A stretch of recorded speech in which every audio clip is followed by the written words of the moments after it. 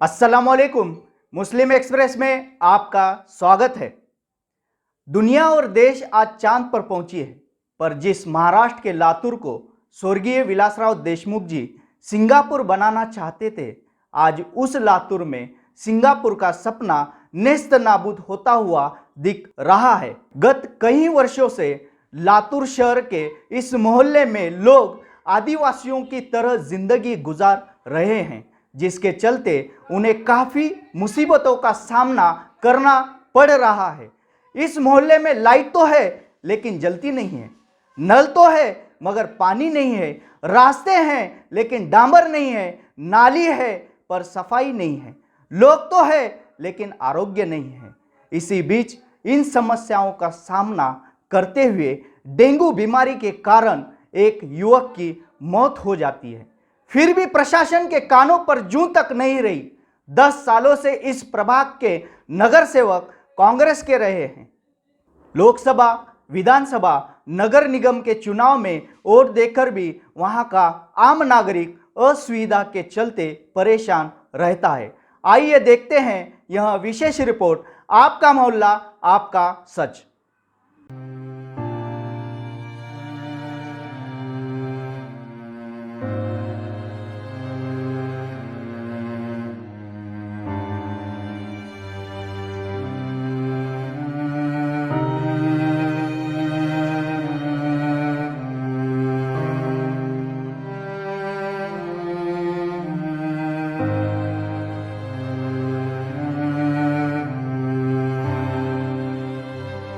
अस्सलाम वालेकुम, मेरा नाम शेख शोएब। मैं आप सभी का स्वागत करता हूं मुस्लिम एक्सप्रेस में। आज हम लातूर के सिंगापुर में आए हैं। लातूर का यह सिंगापुर यानी आदम नगर के इलाके में हम मौजूद हैं। तो आज हम आपको दिखाएंगे आदम नगर का विकास, आदम नगर के रास्ते। आदम नगर में आप जैसे ही पहुंचेंगे तो आदम नगर के सीधे हाथ को ही आपको एक खूबसूरत स्विमिंग पूल नजर आएगा। ये स्विमिंग पूल गटर का है और इस स्विमिंग पूल से सिर्फ और सिर्फ बीमारियां निकलती हैं। ये देखिए, ये है आदम नगर का खूबसूरत गटर से भरा हुआ स्विमिंग पूल। लातूर का एक ऐसा इलाका जहां पर बहुसंख्यक रहने वाले लोग मुस्लिम हैं, मगर इस इलाके को जब हम देखते हैं तो यह इलाका एक आदिवासी इलाके की तरह नजर आता है। आदम नगर का विकास कई सालों से रुका हुआ है। 1, 2, 3 साल नहीं तो 15 साल से यहाँ के रहने वाले लोग अपनी समस्याओं के लिए दर बदर भटक रहे हैं, मगर इनकी समस्याओं का आज तक किसी ने निराकरण नहीं किया। यहाँ पे चुनाव होते हैं, चुनाव होने के बाद विधायकों को चुना जाता है। नगर पालिका, महानगर पालिका की तरफ यह उम्मीद की निगाहें लगाकर अपनी मसलों का हल ढूंढते हैं, मगर आज तक आदम नगर के मसले हल नहीं हुए। आदम नगर का विकास जहां के वहां रुका हुआ है। तो आइए, आज आदम नगर में हम मौजूद हैं तो आदम नगर के लोगों से बात करते हैं, जानते हैं इनकी समस्याएं क्या हैं, जानते हैं इनके मसले क्या हैं। तो आइए सुनते हैं आदम नगर के लोगों से ही कि आदम नगर की बाबा आदम के जमाने की हालत क्यों हुई, आखिर ये समस्याएं कब से है और उनको तकलीफ क्यों हो रही है। ये पानी पूरा आता है इधर से, इससे हिम्मत नगर से, इधर से उधर से नाली का पानी आता है। इधर बाहर मेरी दुकान के सामने खड़े रहता है। अच्छा, नाली का पानी पूरा दुकान के सामने आ जाता है। आता है क्या है? अभी है ना, देख रहे हैं ना पानी तो आता है। इसको नगर परिषद के पास गए, सबके पास गए, कोई भी कुछ नहीं कर रहा। आ रहे हैं खाली देख रहे हैं। गंदे लोग आए, बटन दे जिनको कर बोल के जा रहे। लोग गंदे हैं, लोगों के रहने वाली जगह पर गंदगी है, मगर उस गंदगी का कोई इलाज नहीं, बल्कि ये कहा जाता है कि लोग गंदे हैं। तकरीबन हम 12-13 साल से रहते हैं हम यहाँ पे, लेकिन आज तक यहाँ पर कोई नालियों की सुविधा नहीं, रास्तों की सुविधा नहीं। और जो हिमायत नगर हमारे गली से ज़रा बाजू की बस्ती है, वहाँ से पानी पूरा जो उतार, नालियों का जो उतार किया गया है, तो हिमायत नगर से आदम नगर तक ला के और नालियों को ब्लॉक कर दिए। और आगे नालियों को आगे जब जाने के लिए रास्ता नहीं है, इसलिए पूरा जो पानी है, गंदा पानी हमारे रास्तों पर आता है। और इस गंदगी की वजह से कुछ बीमारियां तो हो रही ना, बुखार हो रही है, खांसी हो रही है, बच्चों को परेशानी हो रही है, चलने फिरने को परेशानी हो रही, मलेरिया हो रहे, ऐसे तरह तरह की बीमारियां हो रही। लेकिन इधर कोई ध्यान नहीं दे रहा, इधर हमारे बस्ती की तरफ। बीमारियों के बारे में क्या? अब मैं यहाँ से 15 साल से रह रहा हूँ, जब से प्लॉटिंग पड़ी, जब से यहाँ पे रहता हूँ मैं, तो हर 2 साल में मेरे बच्चे को हर 2 साल में डेंगू होता है। डेंगू मलेरिया ये यहाँ की बहुत बड़ी समस्या है ये। अभी ये देखो, ये गंदी जगह है ये पूरी।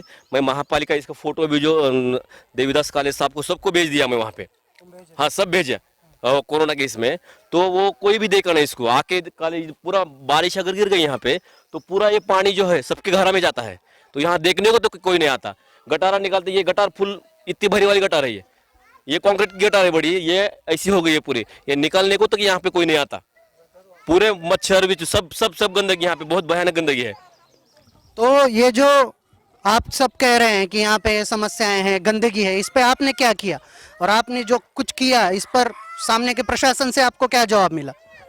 सामने के प्रशासन से ये जवाब मिला कि राष्ट्रवादी के नगर सेवक हो या कांग्रेस के हो और आने वाले 5 साल से बीजेपी के नगर सेवक हो, सिर्फ महानगर पालिका हो और विधानसभा हो या लोकसभा हो, सिर्फ इलेक्शन के मतदान मांगने को आते और यहाँ की गौर गरीब बस्ती से जो संख्या जो मतदान करती है, खाली उनको उम्मीद के आस के ऊपर बिठाया जाता कि हम आते के साथ आपका ये काम कराया जाएगा।